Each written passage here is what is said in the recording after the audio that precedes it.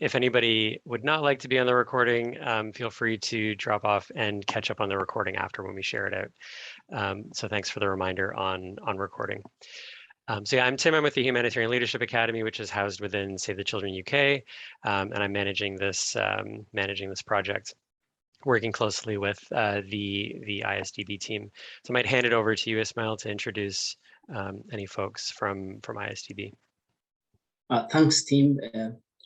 I'd like to thank CSOs also for those who have actually made the effort to attend this webinar today, as well as HLA Save the Children, and also our colleagues from UNDP for putting everything technically together. My name is Ismail Mohammed, and I am the program coordinator for the program ISDB, ISFP, NGOs Empowerment for Poverty Reduction Program. That's Tadamon. I've got my colleagues with me, and welcome both. They will introduce themselves to you. So yes, over to you. Thank you, Ismail. So, hello from Amman. My name is Yasser Rez, and I am the program officer for the NGOs Empowerment for Poverty Reduction Program. And I would like to welcome you all CSOs for this important event, which allows you to get benefits out of our strategic partnership with the Humanitarian Leadership Academy. Back to you, Tim. Yeah, great. I think Ahmed Ibrahim is remaining from ISD. Ahmed, and then we will give back to Tim. Yeah. Okay. Hi to all. With you, Ahmed Ibrahim from Jeddah. I'm platform administrator for Tadamon. I'm happy to support and help in any issue technical within platform Tadamon or within portal that for brings capacity for the accessing users, and also if you have any issues in accessing the courses or you can contact me directly. We can share this content information as well. Thank you to all. Over to you, Tim. Maybe I'll just invite Esther to say hello as well, who's going to come on in a little bit. But yeah, go ahead, Esther. Hi, so I'm Esther. I also work for the Humanitarian Leadership Academy with Tim, and I work specifically on a program called HPass, which is a platform enabling you to collect certificates in relation to your humanitarian skills and experience. And I'll be talking a bit more about that later. Lovely, thanks, Esther. So I'm going to start by just going through a quick demonstration of the hub, just for anybody who may not be familiar with it yet. Then I'll pass it over to Esther to talk a little bit more about HPass and the badging, and then we'll have lots of time for questions and answers. So bear with me just while I share my screen. All right, so this is the Capacity Strengthening Hub. Hopefully many of you have had a chance to access it already. If you haven't, you're seeing it for the first time, that's great. Welcome to the hub. So basically the hub, a little bit of background for the hub. It was informed by a two-stage learning needs analysis that was undertaken in 2021. So the Humanitarian Leadership Academy did this in partnership with ISDB. So the first step included input from 50 learners from across 5 countries in Kazakhstan, Indonesia, Lebanon, Somalia, and Tunisia. And the second step included input from 200 organizations and 14 participating countries to validate and sort of expand on these findings. So we used a lot of these key things that learners told us they want to learn more about to design the hub. So we put this together we put all the content together on the hub here that I'm going to walk through. So the hub itself is hosted on Kaya. So you'll see in the top left here, Kaya is the Humanitarian Leadership Academy's learning management system. So on there are hundreds of free courses that you can use.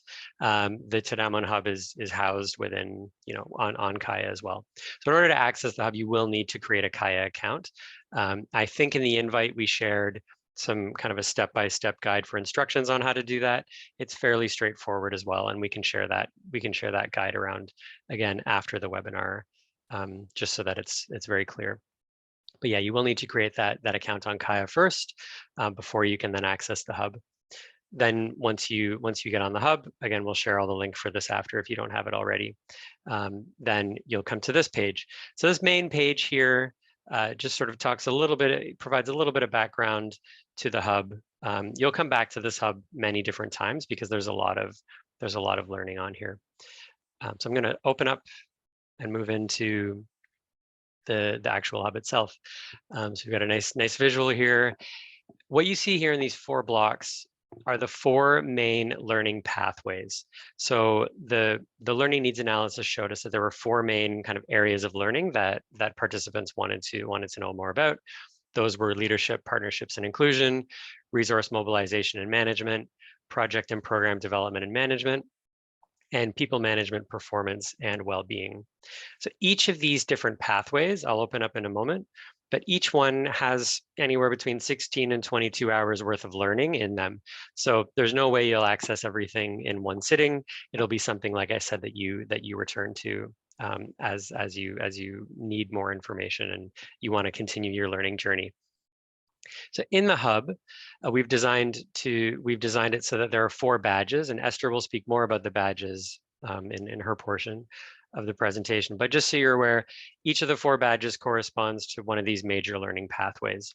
I'm going to show you how you get those badges. So for example, if I open up the people management, performance and well-being pathway, what I will see here is several different modules. I'm just going to pause for a moment because I do see a hand raised. So I just want to check and see if one of my co-panelists can check and make sure that I can proceed and that I'm coming through okay. Otherwise, we can have time for questions afterwards. Is everything okay? Yep, we can hear clearly. Thank you. Okay, great. I saw the hand, so I wasn't sure if I needed to stop and check in on something, but we will have lots of time for questions afterwards. So thanks for confirming that. So once you select within, like I said, within that pathway, one of those 4 pathways, you'll see these modules that come up. And we've got the learning kind of further broken down. So as an example, in this pathway that I've just opened up, you've got human resources, people management, staff development, coaching and mentoring, and well-being. So if I just open up, for example, the human resources management, what you'll see then are the courses that fall within there. Just before that, you've got some learning objectives. So if you want to know what you'll come out of learning, if you proceed with the courses below, you have a few different points here, which illustrate the learning objectives. So the way that we've organized this is we have essential courses and optional courses. Because there's so much content, it can be hard to that's available. We wanted to make sure that we provided lots of resources for people, but we wanted to also narrow it down so that, if there are certain things you just need to know, we're making that very clear with the essential courses. So in order to get your badge, you basically have to complete all of the essential courses within a pathway. And I'll show you in a little bit more detail what that looks like in a moment. But just for now, if you open up this course, for example, here, we can see what it looks like inside. Before I do that, one other thing that it will show you is that you've got your languages available here, and it'll say English and French for this course, for example. So if you open up this course, you will then see this is the course itself, and you'll see if you want the French version, you can open it there. So that's sort of how you access the courses in there. I'm going to move to a different one just to show you something else.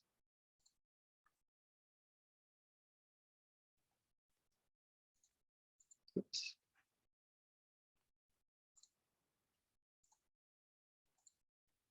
Sorry, I stopped sharing there. I'm going to go back into the main hub here. So I'd like to show you something in the resource mobilization and logistics pathway. So here, you'll get a notice when you've actually completed all of the essential courses within each of the different modules. So what we can see here with the logistics one, we can see this green check mark in the top right corner. That means that in the logistics module, I've completed all the essential courses, which means that if I want to get the badge for this particular pathway, I still need to complete the essential courses for fundraising and essential courses for financial management. Again, you don't need to get the badge. It's just there if you'd like to, but it's an option for you. So within logistics, for example, again, you can see all of these essential courses, and you can see these green tick marks have captured the fact that I've completed these courses. One thing I would like to show you is what each course looks like in a little bit more detail when you open it. Because one of the common questions we get is people say, I've finished the course, but then I did not get my green tick mark. So I'm a little bit confused. So I'd just like to show you in a little bit of detail, you know, what that actually looks like. So when you move into the course, you'll see different tabs open up at the very top. And so this is what the beginning of the course would look like. We'll not go through the whole thing, but I just want to show you that when you move through the course, you can see on the left side, move through the course, you'll get all the way to the end. And what's really important is most of these courses will have an exit module button. What often happens is learners will do the whole course and they will not exit module. And then if you don't do that, it's possible that your progress will not be saved. So it's just very important to keep that in mind to exit that module. And you'll see a few things happening here on the screen. It says progress is being saved, and then your progress will actually be saved there. So I'm going to go back into the hub again. Because I'd like to show you that if you're in this pathway, for example, and then in the leadership module, if you'd like to see a little bit of a summary just for that particular pathway, there's this button on the right that says View Summary. So this is showing you the leadership, partnerships, and inclusion pathway. It's got its own page, which you can share with people. And again, it'll just show you all the learning objectives, all the key things housed within that particular pathway. The next thing I would like to show you is that when you're in the course itself, then if you're having any issues, you can click on the course support on the right here, and you can actually drop your request in there and just hit send. It's really important if you're making a request for support that you're very clear about which course are you talking about, what's your issue. You know, if the request says something like content will not load, it's very hard for us to follow up on where that is. So please try to be as specific as possible. If you need any support, you can drop that in there, and then hopefully we can get back to you on that.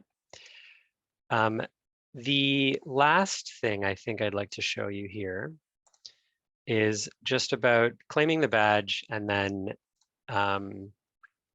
any feedback, because feedback is really helpful for us. So once you see the green tick marks in each of the different modules for each pathway, you'll see none of them are actually achieved here. But once you see those green tick marks, like I showed you a moment ago, then you can go in to claim your badge.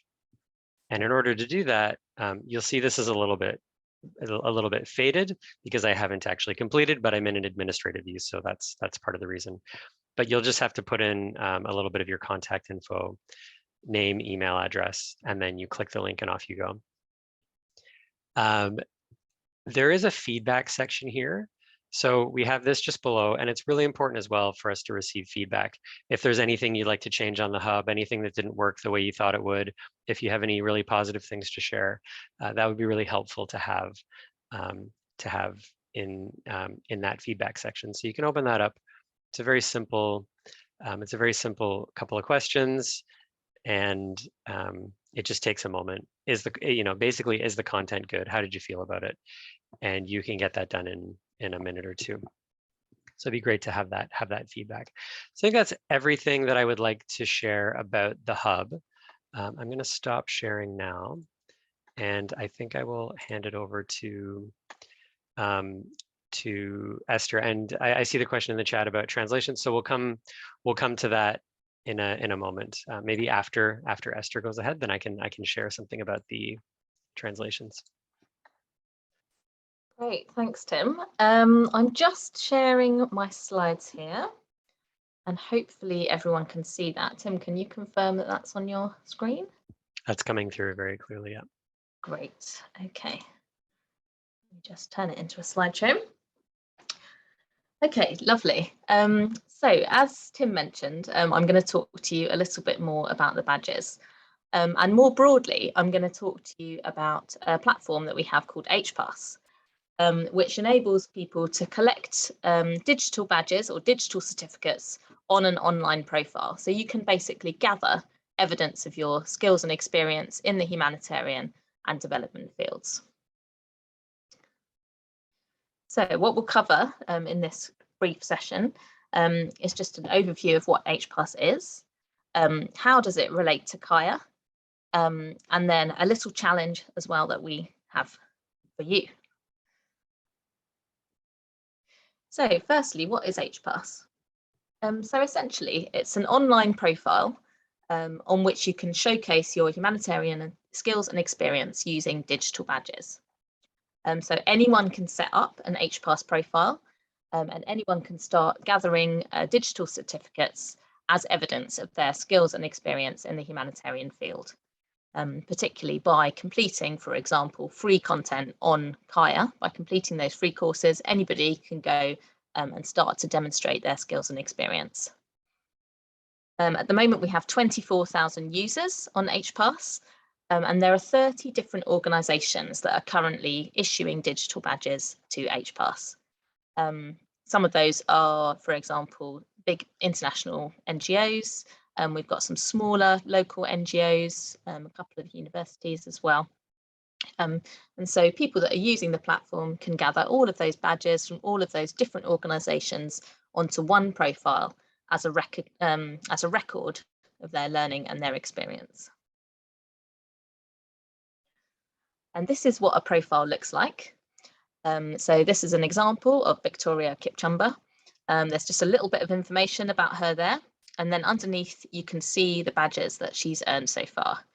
So she's got one for transport and distribution, one for introduction to humanitarian logistics and safeguarding essentials. And so you can make each badge public or private as you see fit.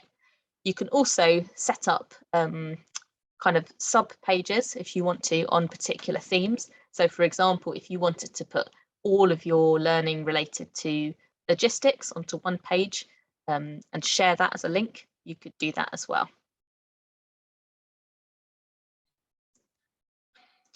Now, just to clarify, because I know this can also be a little bit confusing, I just wanted to make clear the kind of link between then Kaya and HPass.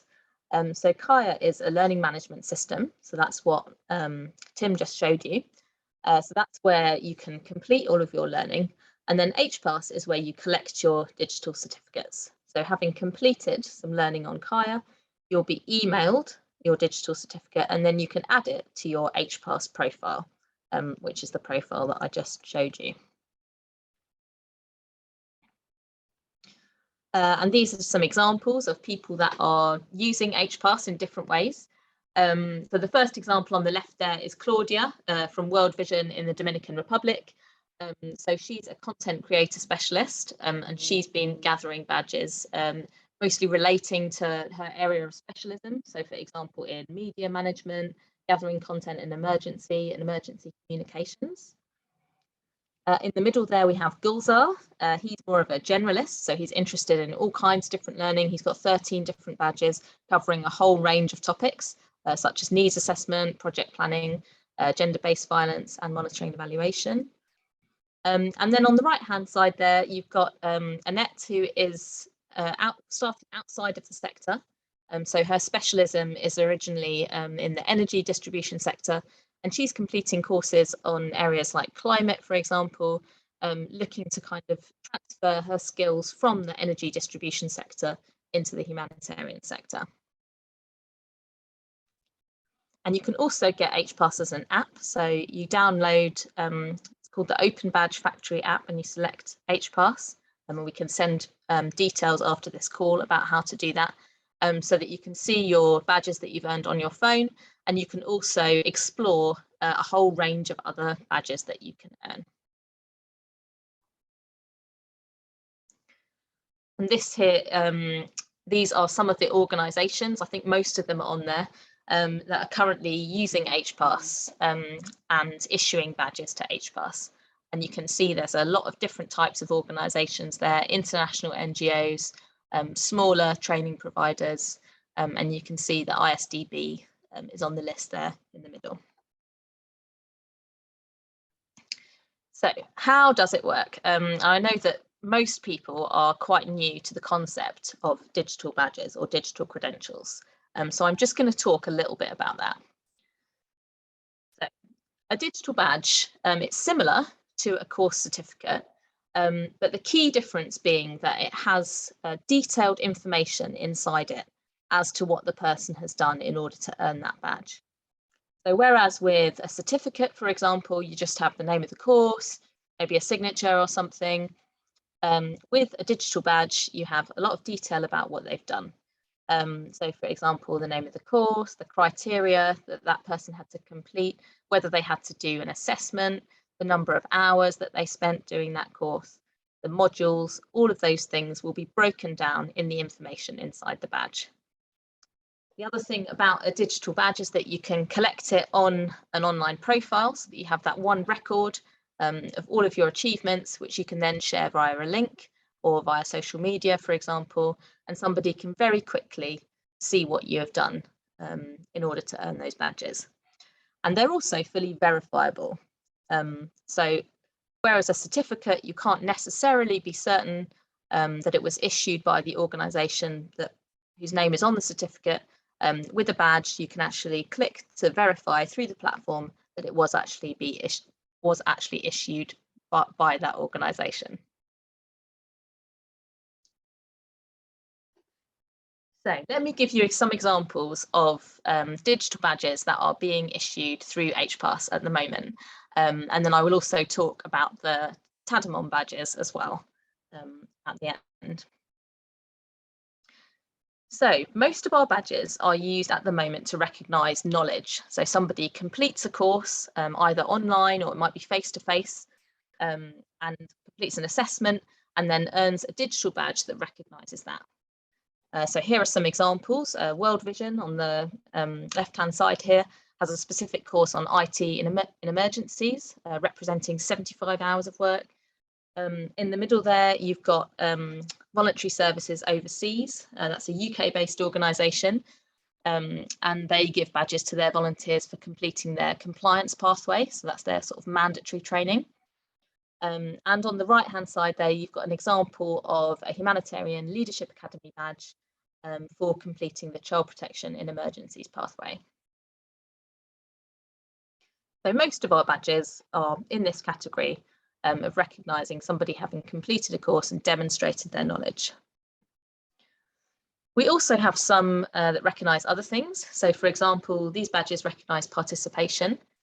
There's an organisation called the Global Interagency Security Forum that delivers a lot of webinars specifically on the topic of security risk management. And so they issue these badges to the people that have attended those webinars. And those badges can be used as continuing professional development credits towards a security risk management professional certification. Then we've got some other kind of interesting courses emerging on Kaya as well. So you might want to have a quick look at these at some point.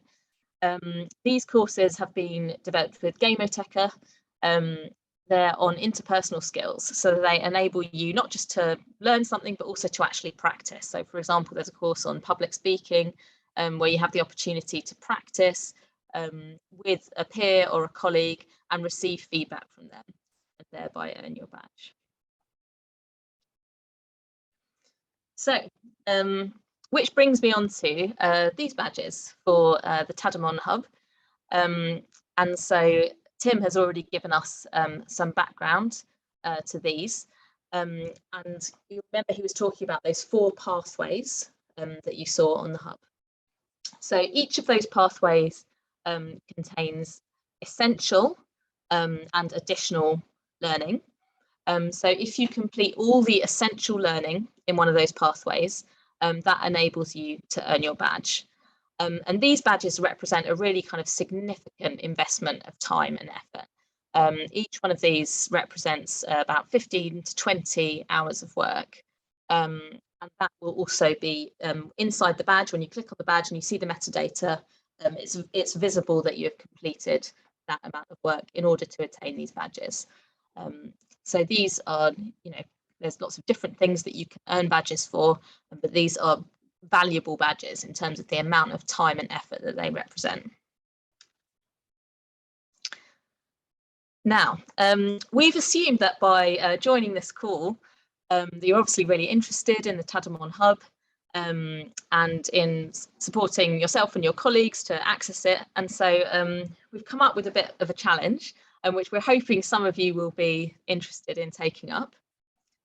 So what we're looking for is people that will support kind of building knowledge of this hub and building awareness of it among the network by becoming Tadamon Learning Ambassadors.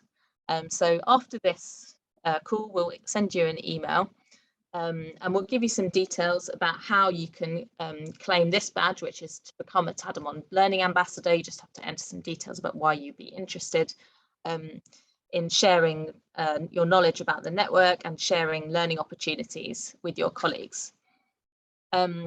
And as a Tadamon Learning Ambassador, we'd love it if you would be able to find some creative ways to encourage your colleagues to complete learning on the Tadamon Hub.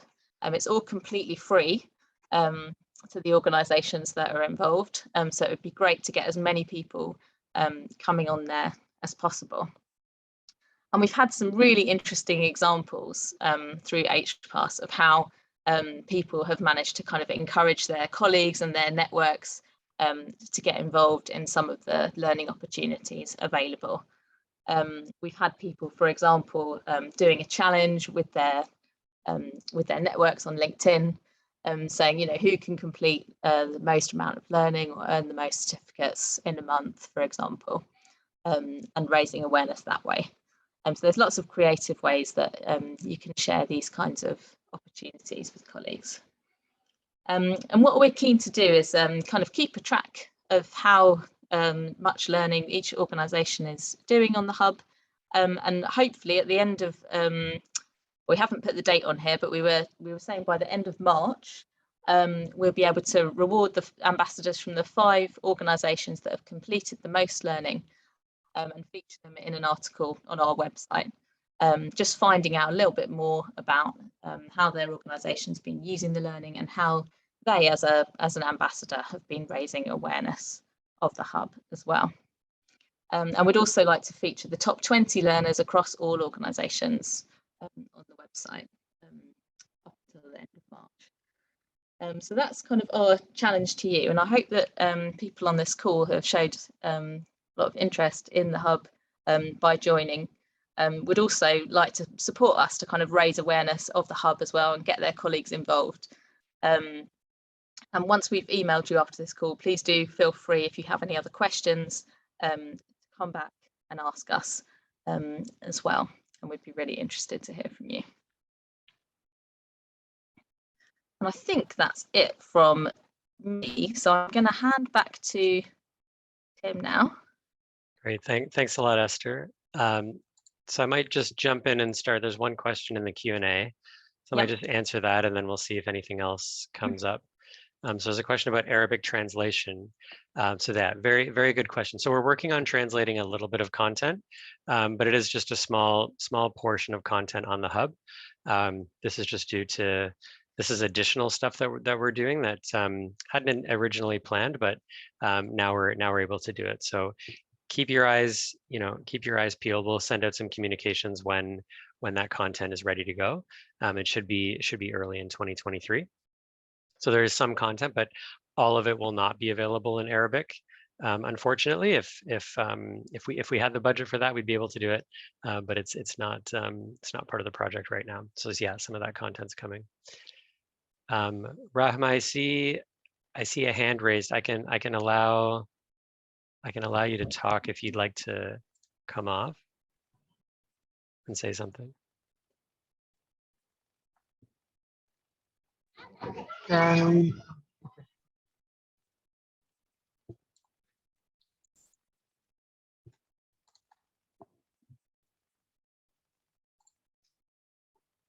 Okay, maybe you don't have anything. Were there any other questions or anything anybody else would like to, ask about or say here? Oh, I see another hand go up, so I'll allow. Yeah, I think it's okay for people to come off mute and talk. So this one I saw first. Yeah, go ahead. Yeah, can we just make a panelist for Brother Ismail to answer the questions? Ismail is no longer panelist. Okay, yeah, I thought he was. Hello? Hi, yes, go ahead. I think ADDE, I'm not sure. Yeah. I can speak? Yes, please. Okay, thanks. I am Ibrahim Said. I'm from Comoros, but I will try to explain what I want to say. We have followed the program of to make a participative finance company organized by PNUD in Comor. I tried to follow this for this training, but we don't speak English very well. And in Comoros, many people speak all French. I want to ask you if it's possible to translate this following in this training in French, so we can follow very well. It's my proposition now. Yeah, thank you very much for that. Merci beaucoup pour ça. I think we have there is some content in French already on the hub. I think one of the courses I demonstrated had a French version. It is something that, it's one of those perpetual challenges we have, is the translation piece. I think as part of this project, we don't have the budget, but maybe in the future we can find, if we find more funding, we'll be able to translate more content. But I know that the translation piece is very important. I'll move on to the next hand here. I'm just going down the list. And I can't read the name, it's in Arabic, but I think I've asked you to unmute the next hand that was up.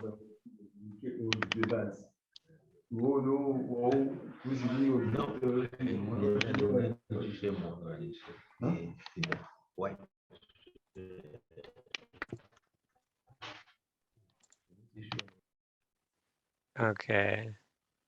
So I've just, yeah, there's a name in Arabic on the screen, and I'm trying to click ask to unmute. So if you're able to unmute and speak, hopefully that works. But Hassan speaking, we can talk now. Hello. Hello. Yes, we hear you. Hello. Yes, go ahead. Tadamon community members. Yes, تفضلي. Hello. Hello. نعم نسمعك تفضلي. Yes, we can.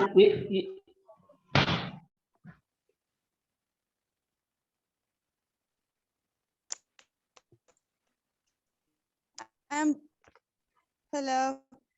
I am Dr. C. Hello.